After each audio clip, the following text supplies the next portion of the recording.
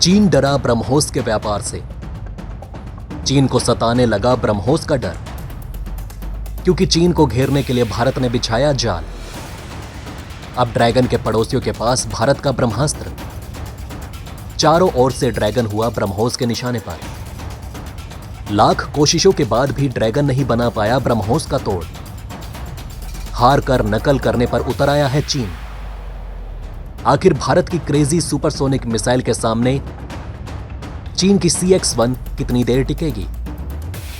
दोस्तों, दुनिया में अगर सबसे तेज और घातक क्रूज मिसाइलों की बात की जाए तो भारत और रूस द्वारा बनाई गई ब्रह्मोस मिसाइल फिलहाल इस फील्ड की बेताज बादशाह है, जिसके सुपरसोनिक वेरिएंट अभी ऑपरेशनल हो चुके हैं। साथ ही इसके हाइपरसोनिक वेरिएंट पर भी तेजी से काम चल रहा है और दुनिया के कई देशों द्वारा इसे खरीदने में इंटरेस्ट भी दिखाया जा रहा है और कई देश इसकी टक्कर की अपनी खुद की सुपरसोनिक क्रूज मिसाइल बनाना चाहते हैं और कुछ अपनी पहले से ही मौजूद क्रूज मिसाइलों को और भी ज्यादा एडवांस करने में लग चुके हैं। भारत का पड़ोसी देश चीन इसकी ताकत से तो खौफ खाता ही है, साथ ही अब उसे ये भी डर सताने लगा कि कहीं ये मिसाइल उसके दुश्मनों के साथ साथ उसके हथियारों की खरीदारी करने वाले देशों तक ना पहुंच जाए, क्योंकि ऐसे में चीन चारों तरफ से ब्रह्मोस के निशाने पर तो होगा ही, साथ ही इससे उसकी वेपन इंडस्ट्री को भी भारी नुकसान पहुंच सकता है। इसलिए चीन लंबे समय से ही भारत की इस यूनिक मिसाइल की टक्कर की एक सस्ती कॉपी बनाने में लगा हुआ है और कई चाइनीज क्रूज मिसाइलें ब्रह्मोस की बराबरी करने में अब तक असफल रही हैं।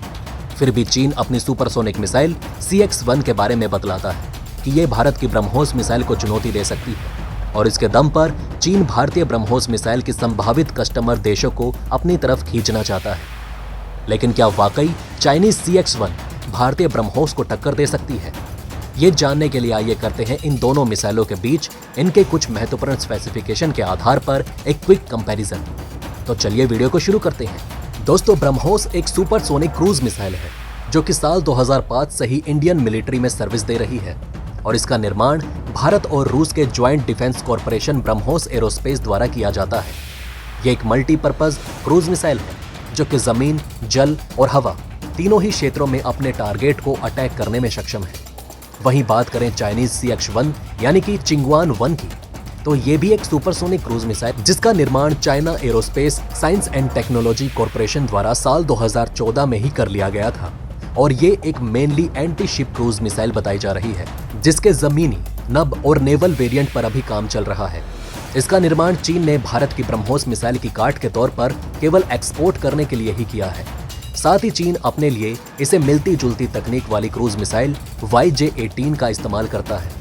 दोनों ही मिसाइलों के कुछ बेसिक फीचर्स और देखें तो भारतीय ब्रह्मोस की लंबाई 8.4 मीटर है और इसका टोटल मास 2,500 से 3,000 किलोग्राम तक है। साथ ही ये अपने साथ अधिकतम 200 से 300 किलोग्राम तक का कन्वेंशनल या न्यूक्लियर वॉरहेड भी कैरी कर सकती है।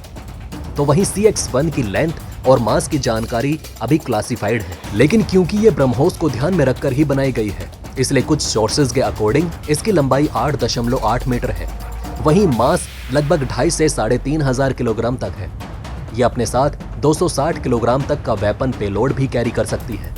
अब इन दोनों ही मिसाइलों की परफॉर्मेंस की बात करें तो ब्रह्मोस की मैक्सिमम रफ्तार 3 मैक या उससे भी ज्यादा बताई जाती है और इसकी ऑपरेशनल रेंज इसकी जमीन, जल या हवा के अलग अलग वेरिएंट्स के अकॉर्डिंग कम से कम 350 किलोमीटर से लेकर अधिकतम 700 किलोमीटर तक बताई जाती है।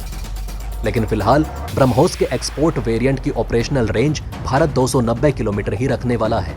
ब्रह्मोस का फ्लाइट एल्टीट्यूड देखें तो ये जमीन या समुद्र की सतह से कम 3 से 4 मीटर की ऊंचाई पर भी सुपरसोनिक स्पीड के साथ ट्रैवल कर सकती है, जो कि इसे दुश्मन के रडार को चकमा देने में सक्षम बनाता है।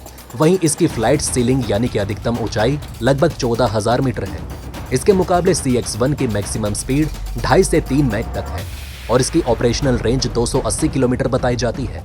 यह जमीन से महज 10 मीटर के फ्लाइट एल्टीट्यूड पर भी उड़ सकती है, तो अधिकतम 17,000 मीटर की फ्लाइट सीलिंग की ऊंचाई तक ये मिसाइल ऑपरेट कर सकती है। दोनों ही मिसाइलों के गाइडेंस और लॉन्चिंग प्लेटफॉर्म की बात करें तो ब्रह्मोस को मिड कोर्स से फेज में इनर्शियल नेविगेशन सिस्टम द्वारा गाइड किया जाता है, तो वहीं टर्मिनल फेज में जब ये अपने टारगेट की तरफ अटैक करने के लिए आगे बढ़ रही होती है, तब इसे active radar homing system guide करता है। जिसे भारत के गगन, रशिया के ग्लोनोस और अमेरिका के जीपीएस यानी कि global positioning system navigation satellite द्वारा लगातार टारगेट की सही पोजीशन की जानकारी मिलती रहती है। इसके चलते ब्रह्मोस अपने टारगेट पर 1 मीटर के दायरे की पिन पॉइंट एक्यूरेसी के साथ निशाना लगा सकता है। तो वहीं CX-1 की बात करें तो इसे मिड फोर्स फेज में इनर्शियल मेजरमेंट यूनिट द्वारा गाइड किया जाता है। वहीं टर्मिनल फेज में एक्टिव रडार सीकर द्वारा चाइनीज सैटेलाइट की मदद से गाइड किया जाता है। इसकी एक्यूरेसी और टेस्ट की जानकारी ज्यादा क्लियर नहीं है, हालांकि ये ब्रह्मोस से कम ही रहेगी। लॉन्चिंग प्लेटफॉर्म की बात करें तो ब्रह्मोस को शिप, सबमरीन, एंटी एयरक्राफ्ट और लैंड बेस्ड मोबाइल लॉन्चर से दागा जा सकता है। तो वहीं CX-1 को किसी वॉरशिप या मोबाइल ट्रांसपोर्ट इरेक्टर से भी दागा जा सकता है। इनके ऑपरेटर्स की बात करें तो ब्रह्मोस का इस्तेमाल भारत की तीनों ही सेनाएं, इंडियन आर्मी, नेवी और एयरफोर्स द्वारा किया जाता है। तो वहीं जल्द ही फिलीपींस भी इसका पहला विदेशी खरीदार बन जाएगा। इसके सामने CX-1 का इस्तेमाल चीन के पहले खरीदार अफ्रीकन देश अल्जीरिया द्वारा ही किया जा रहा है। चीन इसके अन्य घरेलू वेरिएंट का इस्तेमाल करता है। तो दोस्तों, ये रहा भारत की सुपरसोनिक क्रूज मिसाइल ब्रह्मोस और Chinese supersonic cruise missile CX-1 के बीच एक क्विक कंपैरिजन। CX-1 के बारे में आपकी क्या राय है, हमें कमेंट बॉक्स में लिखकर जरूर बताएं। साथ ही भारत की ब्रह्मोस के लिए कमेंट में एक जय हिंद लिखना ना भूलिएगा। बहरहाल दोस्तों, इस वीडियो में बस इतना ही। वैसे आपका इन खबरों के बारे में क्या कहना है, हमें कमेंट में जरूर बताएं। वहीं अगर आप चाहते हैं कि ऐसी इन्फॉर्मेशन ज्यादा से ज्यादा लोगों तक पहुंचे तो इस वीडियो को शेयर करें, और अगर हमारी ये वीडियो आपको पसंद आई हो तो लाइक करना ना भूलिएगा।